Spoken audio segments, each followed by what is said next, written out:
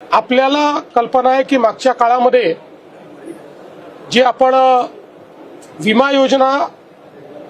पीक विमा योजना चालवत होतो त्याच्यामध्ये अनेक घोटाळे हे आपल्याला पाहायला मिळाले आणि विशेषतः आपण मागच्या वेळेस 1 रुपयात पीक विमा योजना ही सुरू केल्यानंतर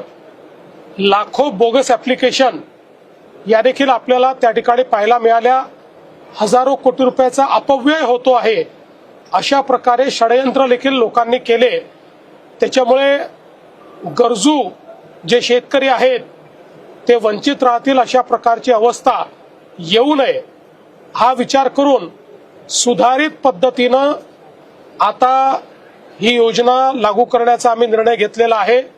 जेणेकरून विमा कंपन्याचा लाभ होऊ नये तर शेतकऱ्याचा लाभ झाला पाहिजे अशा प्रकारे आता ही विमा योजना नव्याने तयार करण्यात आली आहे। आणि त्यासोबत मोठ्या प्रमाणात शेतीच्या क्षेत्रात गुंतवणूक करणं, शेतकऱ्यांना त्या ठिकाणी वेगवेगळ्या प्रकारे म्हणजे ज्याला आपण ड्रिप म्हणू शकतो, मल्चिंग पेपर म्हणू शकतो, ज्याला आपण बीबीएफ म्हणू शकतो, ट्रॅक्टर म्हणू शकतो, अशा वेगवेगळ्या गोष्टी ज्या आवश्यक आहेत